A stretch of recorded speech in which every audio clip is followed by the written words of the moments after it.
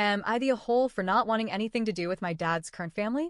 I, 26F, grew up in a complicated situation. My parents divorced when I was about 4 years old after my dad cheated on my mom with a much younger woman. The divorce wasn't just painful, it was traumatic.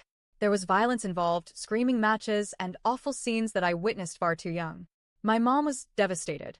That woman, the one he cheated with, wasn't just a mistake. She turned into his new wife because she got pregnant. And I'll be honest, I've never been able to fully forgive that.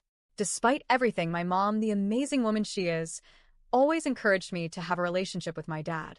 She never badmouthed him in front of me, no matter how much he hurt her. She made sure I had time with him and let me be daddy's little girl. And for a while, that's what I was. I had a relatively happy childhood in that sense, two separate parents who still loved me in their own ways. But something always felt fractured. One of the promises my dad made to me, over and over again when I was little, was that I'd be his only child. That might not seem like much, but to little me, it meant the world. I carried that promise like it was sacred. And then suddenly, she got pregnant, and that was it. The promise was broken. I didn't go to their wedding. I couldn't. It felt like everything he told me was a lie. But the worst part? My stepmother isn't just the woman who took my dad. She's not a good person. I saw it even as a child, though I couldn't fully understand it. She used to send threatening emails to my mom. I read some of them, and they were vile. Even when my parents were already divorced, she would show up at our house and cause scenes, screaming in the driveway like something out of a soap opera, all because my dad dared to visit me. That's the kind of woman she is. And with me? She treated me with this fake sweetness when my dad was looking, but the moment he wasn't around, her tone would shift. It was all subtle. Those snide little comments, the manipulative digs, the cold stares. I would tell my dad, hoping he'd see it, but he never did. Or maybe he didn't want to. Over the years, he kept trying to force this image of a happy blended family on me. He wanted me to bond with her, with my stepsister and with my half-sister. But every time I tried to fit into that picture, something deep in me said no. It wasn't about jealousy or bitterness. It just didn't feel right. I felt like a puzzle piece they were trying to shove into the wrong box.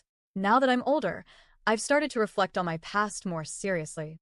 I've been with my first serious boyfriend for over a year now, and it's been such a healthy, loving relationship, something I never thought I'd have. Because of him, I've started to really dig into my wounds. I want to heal. I want to grow. And part of that process meant revisiting the past I kept buried. I spoke to my mom, remembered things I had blocked out, and started seeing the truth of what I lived through. The infidelity, the manipulation, the broken promise, and most of all, the feeling that my dad's current family was built on top of a lie, one that hurt me and my mom deeply. So I decided to confront my dad. We had a long, emotional conversation.